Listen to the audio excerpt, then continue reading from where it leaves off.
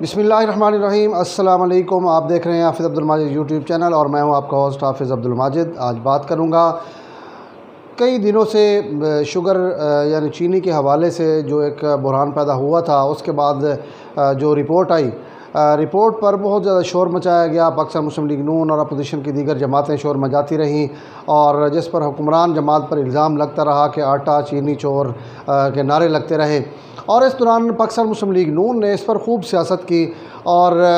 سیاست کرتے کرتے انہوں نے اس تمام بحران کا ذمہ دار وزیر اعظم عمران خان اور اسد عمر پر عائد کیا۔ اور اس کے بعد سابق وزیر اعظم شاہد خاقان عباسی اور سابق وزیر تجارت انجینئر دستگیر نے فیصلہ کیا کہ ہم جناب جو بحران پر چینی بحران پر جو کمیشن بنایا گیا ہے، اس کمیشن میں پیش ہونا چاہتے ہیں۔ انہوں نے کہا کہ ہم مسلم لیگ نون کی طرف سے پیش ہونا چاہتے ہیں، اور جو کمیشن ہے ان کو ہم ثبوت فراہم کرنا چاہتے ہیں کہ اس بحران میں کون کون لوگ ملوث ہیں اور کس طرح یہ بحران پیدا کیا گیا۔ تو اس دوران ہم نے تمام وہ تقاریر بھی سنی، تمام وہ پریس کانفرنسز بھی سنی، اور اس میں جو الزامات وزیر اعظم پہ لگتے رہے، جہانگیر ترین پہ لگتے رہے، اس کے علاوہ خسرو بختیار پہ لگتے رہے کیونکہ ان کے نام آئے تھے، اور وزیر اعظم چونکہ سربراہ ہیں اور اسد عمر اس وقت وزیر خزانہ تھے، تو یہ تمام چیزیں جو ہیں وہ ہم سنتے رہے کہ یہ تمام ذمہ دار ہیں۔ گزشتہ دن جو ہے وہ دونوں رہنما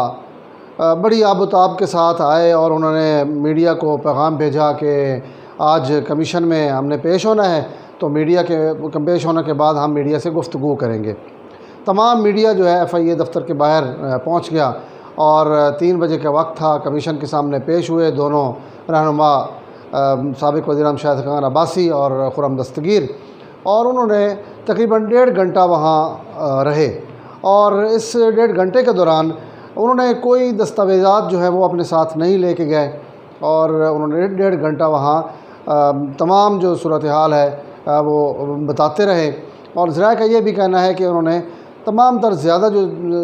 زور دیا وہ اس چیز پہ زور دیا کہ وزیر اعظم عمران خان جو ہیں اس کے براہ راست ذمہ دار ہیں، اور تمام جو مدعا ہے ان پہ ڈالا جائے۔ تو جب 1.5 گھنٹہ وہاں رہنے کے بعد واپس آئے تو میڈیا سے گفتگو کی، تو انہوں نے کہا کہ ہم نے جناب آج پیش ہوئے ہیں، اور ہم نے تمام چیزیں ان کے سامنے رکھ دی ہیں۔ تو جب ان سے پوچھا گیا کہ آپ نے کون کون سی چیز رکھی ہے، کیا دستاویزات دی ہیں، تو انہوں نے کہا کہ نہیں، دستاویزات تو ہم نے نہیں دی، لیکن ہمارے پاس چونکہ زبانی کلامی ہم نے بتا دیا ہے، اور ان کو کہہ دیا ہے کہ جناب وزیر اعظم عمران خان اور اسد عمر جو ہیں اس کے ذمہ دار ہیں۔ تو ہم لوگ حیران ہوئے، بھئی اتنا شور تھا، اتنی اس پہ سیاست کی گئی، اور اتنی بات کی گئی، لیکن جب ٹائم آیا ثبوت دینے کا تو اس وقت انہوں نے کہا کہ ہم تو زبانی کلامی بتا کے آئے ہیں، جب وہ ہمیں کہیں گے تو ہم ان کو لکھ کے بھی دے دیں گے کہ کیا ہوا ہے۔ تو میڈیا کو انہوں نے کوئی چیز نہیں بتائی، اور بتاتے کیا کہ یہ ساری چیزیں تو وہ پہلے میڈیا کو بتا چکے تھے، کیونکہ انہوں نے کہا کہ سب سے زیادہ جو اس میں فائدہ اٹھایا ہے وہ جہانگیر ترین نے اٹھایا ہے، دوسرے نمبر پہ اٹھایا ہے خسرو بختیار نے، اور تیسرے نمبر پہ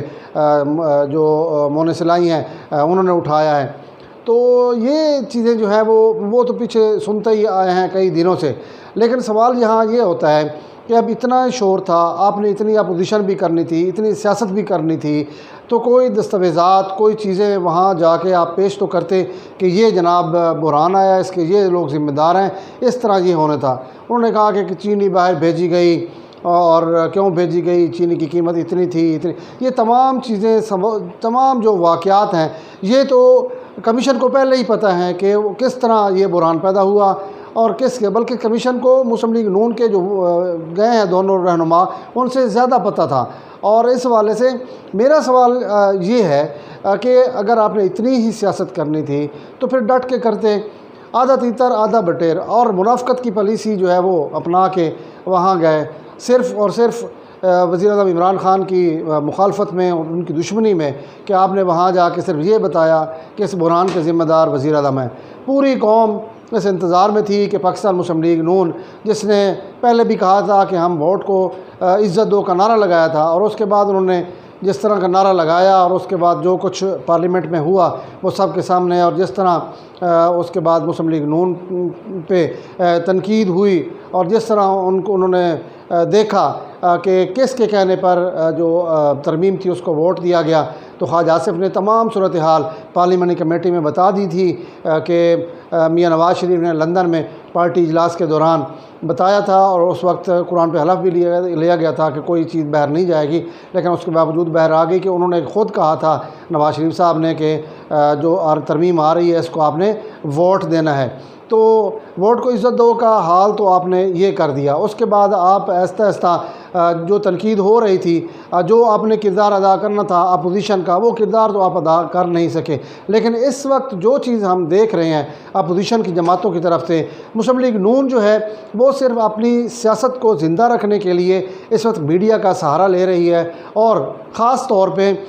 جس طرح شہباز شریف صاحب کرونا وائرس کی وجہ سے واپس آئے اور یہاں ان کے ساتھ جو کچھ ہوا اور جو ان پہ الزامات لگے اور جو انہوں نے سہیل عباسی صاحب کو انٹرویو دیا، اور اس کے بعد ان کے ساتھ جو کچھ ہو رہا ہے وہ بھی سب کے سامنے ہے۔ تو اس لیے مسلم لیگ نون جو ہے وہ عوام کی آنکھوں میں دول جھونکنے کی بجائے اگر بہترین انداز میں اپوزیشن کا کردار ادا کریں تو قوم پر یہ ان کا احسان ہوگا۔ اب اگر آپ منافقانہ پالیسی چلیں گے اور اپنی سیاست کو بچانے کے لیے صرف الزام اور تنقید برائے تنقید کریں گے تو پھر عوام جو ہے، اب تو پہلے بھی تمام چیزیں عوام کے سامنے آپ کی آ چکی ہیں، کیونکہ نواز شریف صاحب لندن چلے گئے ہیں، اس کے بعد ووٹ کو عزت دو کا جو نعرہ لگا تھا اس کے کیا بنا، اور مریم نواز صاحبہ جو ہیں انہوں نے جو نعرہ لگایا تھا، دو ہی ہمارے نعرے ہیں، ووٹ کو عزت دو اور وزیر اعظم نواز شریف۔ پھر شہباز شریف یہاں کیا کر رہے ہیں، انہوں نے وہ فوج کے ساتھ کیا رابطوں میں رہتے ہیں، اس کے علاوہ پھر تنقید بھی حکومت پہ کرتے ہیں، رابطے میں بھی رہتے ہیں فوج کے ساتھ، اور تمام چیزیں جو ہیں ہم دیکھتے ہیں، پھر تنقید بھی ہوتی ہے، پھر چیختے چلاتے بھی ہیں۔ اب مسلم لیگ نون جو ہے وہ نہ تو صحیح طرح اپوزیشن کا کردار ادا کر پا رہی ہے، اور نہ ہی وہ صحیح طریقے سے حکومت کا ساتھ دے رہی ہے، نہ کھل کے کوئی بات کر رہی ہے۔ صرف بات یہی ہے کہ وہ چاہتے ہیں کسی نہ کسی طرح ہم جو ہے وہ حکومت میں آ جائیں، یا کوئی ایسا کام ہو جائے جس سے ہم جو ہے وہ عوام کی نظروں میں بھی ہماری جو ہے وہ اچھائی ہو جائے، اور لوگ جو ہیں وہ بھی ہمیں کہیں واہ واہ کیا بات ہے۔ تو اب ضرورت اس امر کی تھی کہ اگر یہ جو بحران آیا ہے اور یہ جو چینی کمیشن بنایا گیا ہے، دوسرے پہ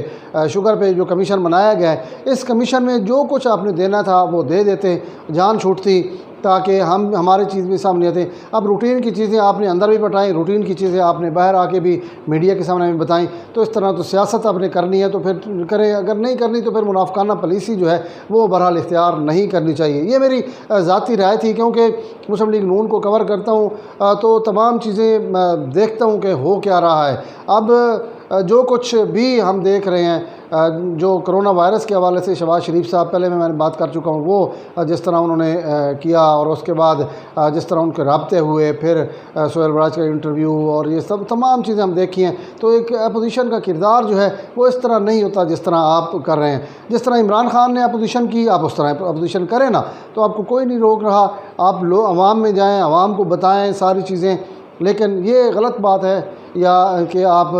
باہر آ کے بھی وہی چیزیں بتائیں، اندر جا کے آپ کے ثبوت بھی پیش نہ کر سکیں، تو یہ آپ زبانی کلامی ان کو شکایتیں لگا کے آئے ہیں، تو بہتر یہی ہے کہ آپ دستاویزی ثبوت جو ہیں وہ کمیشن کے سامنے پیش کریں، تاکہ جو بھی اس میں آپ کا نقطہ نظر ہے وہ دنیا عوام کے سامنے بھی آ جائے کہ آپ نے کہا کیا ہے۔ بہرحال رپورٹ تو اوپن ہونی ہے جب بھی کر رہے ہیں، کیونکہ 3 ہفتوں کا وقت لیا ہوا ہے کمیشن نے، اور کمیشن نے جو کچھ آپ بتائیں وہ اس کمیشن کی رپورٹ میں موجود ہوگا، اور سب کچھ عوام کے سامنے بہرحال آ جائے گا۔ ناظرین، میرے اس چینل کو سبسکرائب ضرور کیجئے، اور اپنی دعاؤں میں ضرور یاد رکھیے گا۔ اللہ ہم سب کا حامی ناصر ہو۔ اللہ نگہبان۔